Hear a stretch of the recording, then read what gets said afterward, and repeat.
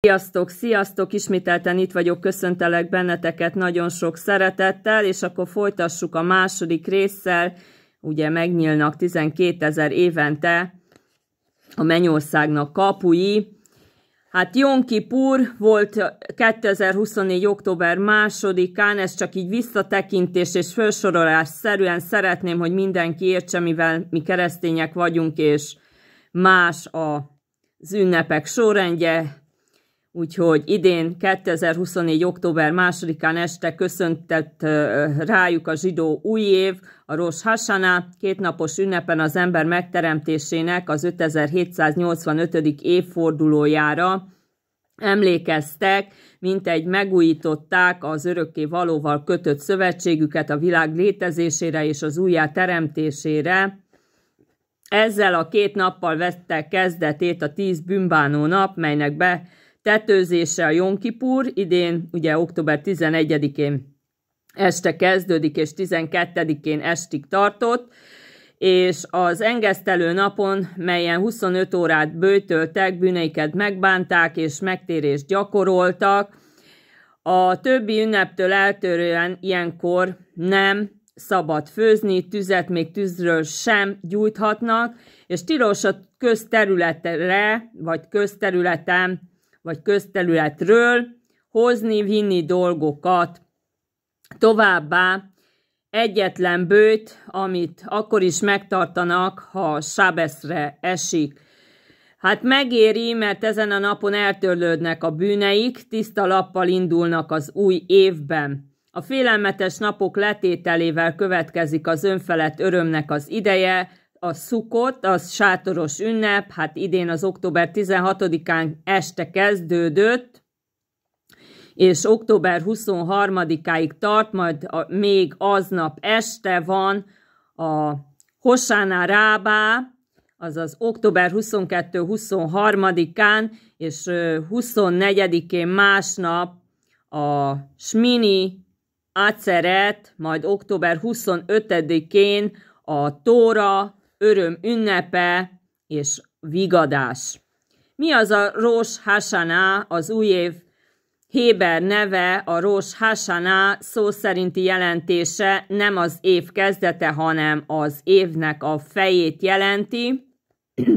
A Rosh Hashanah, ezzel véget ér a teremtés 5784 éve, és kezdetét veszi az 5785. esztendő. Az ünnepek minden esetben a megadott dátum előtti estén naplemente után kezdődnek. Ugye Rosh Hashanah az új év, Tishré 1-2. október 3-4, Jom Kipur engesztelés napja, Tishré 10, október 12, Szukot sátoros ünnep, első két nap főünnep, Tishré 15-16, október 17-18, Szukot sátoros ünnep vagy félünnep. Tishré 17-21, október 19-23-ig, és a Semini Acaret Maszkir Tishré 22, október 24, Szimhát Tóra, a Tóra ünnepe, Tishré 23, október 25-e, aztán van Hanuka, a fény ünnepe, a Kiszlév, az 25 Tévét 2, december 26-tól január 2-ig. Tehát a Hanuka első lángját december 25-én szerda este kell meggyújtani, és 8 napon minden este egyel több gyertyát kell meggyújtani nekik, és az ünnep utolsó 8. lángot január 2-án este kell majd meggyújtsák. Tu Bisvát, a fák új éve, Svát 15, február 13, Eszter böjtje a sorsvetés ünnepének beköszönte, Ádár 13, március 13, utána jön a Purim, a zsidó farsang, aztán Ádár 14, március 14, Pészák, az Egyiptomból való szabadulás ünnepe, az Niszán 15-22, április 13-tól 20, Jom Hasoá, holokauszt áldozatainak emléknapja, aztán a Niszán 26, április 24, Jom Hazikáron az elesett katonák és a terrorizmus áldozatainak az emléknapja, az Iyar 2. április 30, Jom Haszmaut, Izrael függetlenségének a napja, Iyar 3. május 1, Lang Baomer, örömünnep, az Omer szállás 33.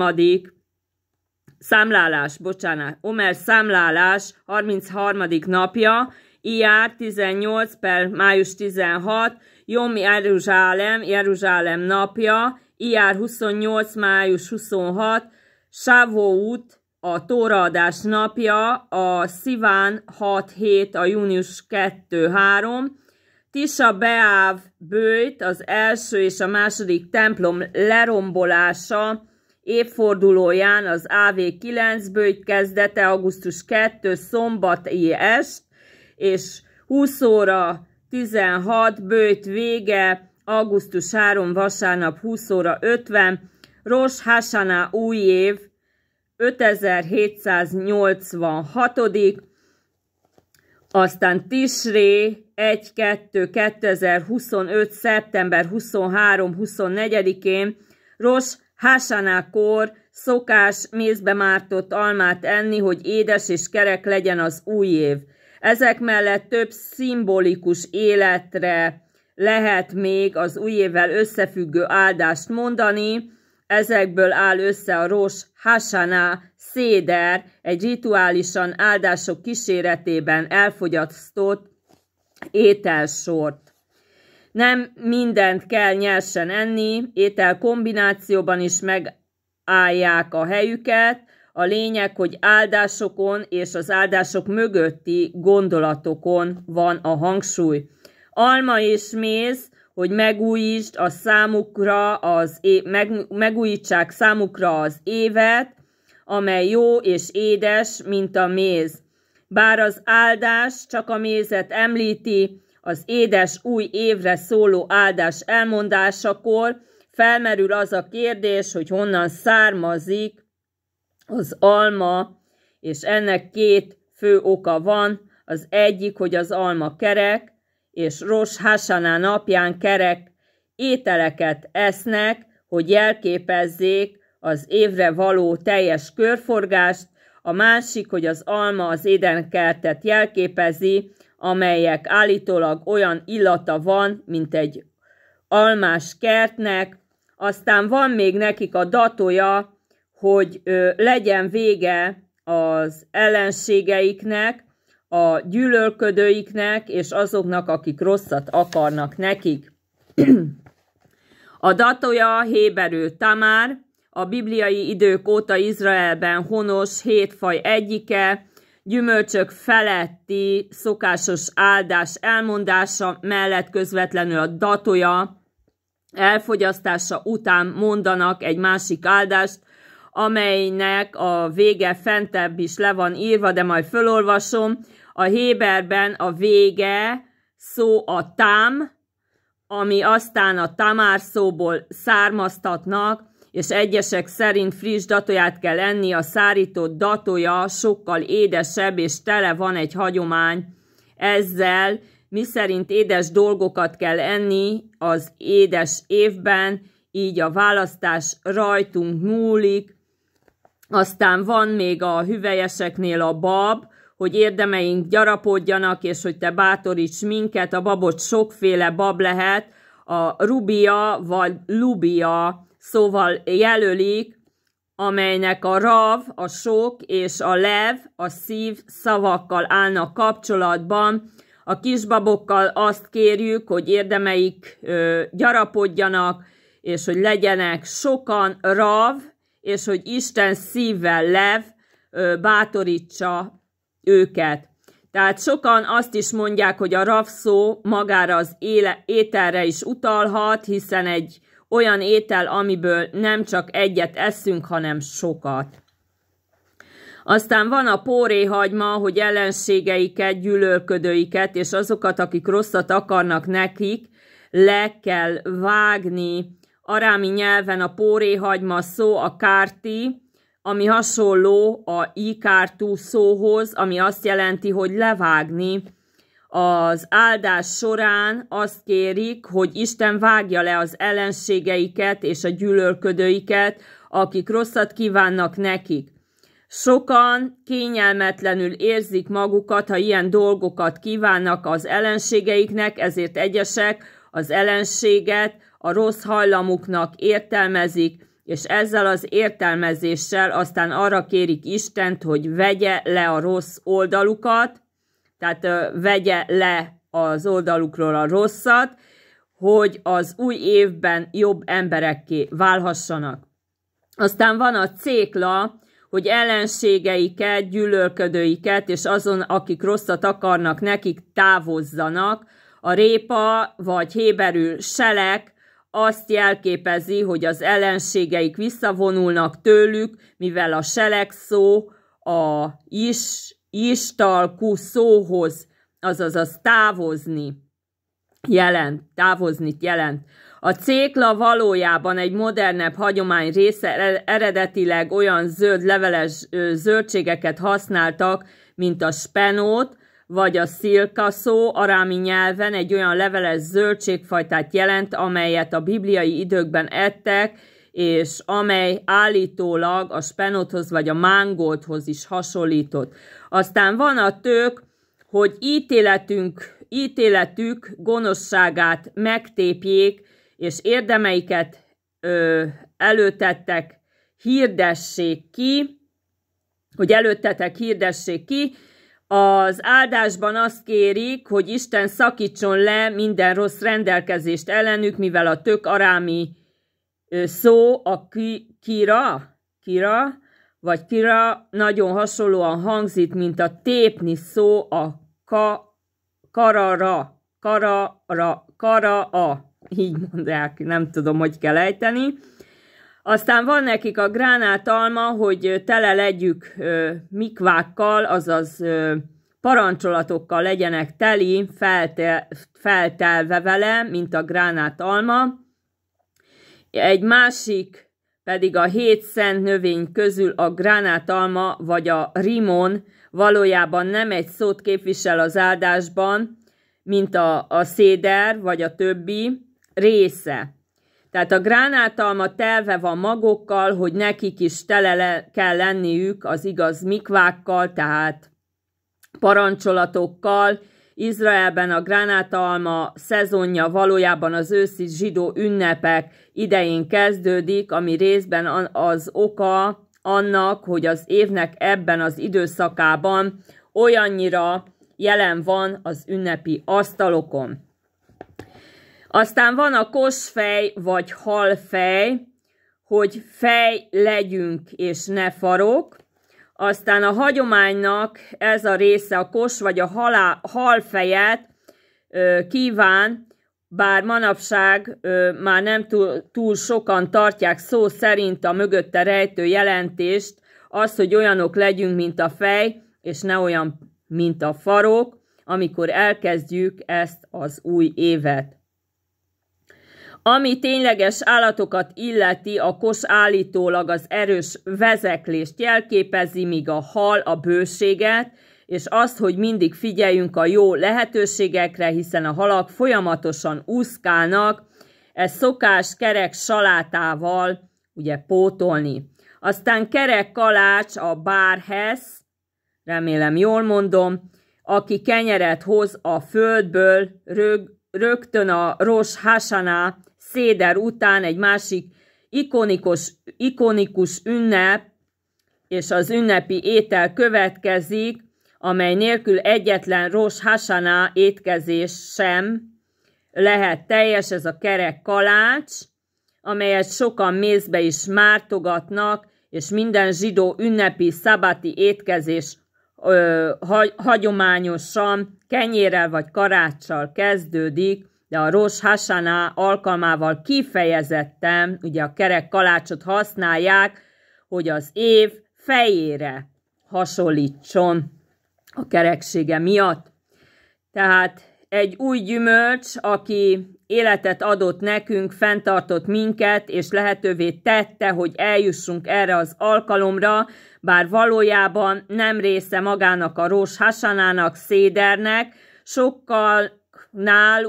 sokaknál ez a hagyomány, hogy elmondják a Sehehejanu áldást, amelyet egy új élmény, ebben az esetben egy új gyümölcs felett mondanak el. Ez lehet egy teljesen új gyümölcs, amelyet még soha nem ettek, vagy egy olyan, amelyet egy éve, vagy előző termesztési szezon óta nem ettek, és a Rosh Hashanah az év különleges időszaka is, és azzal, hogy kipróbálnak valami újat, az új évet azzal a lehetőséggel vezetik be, hogy új emberekké váljanak, még jobbakká legyenek, mint amilyenek az elmúlt évben voltak.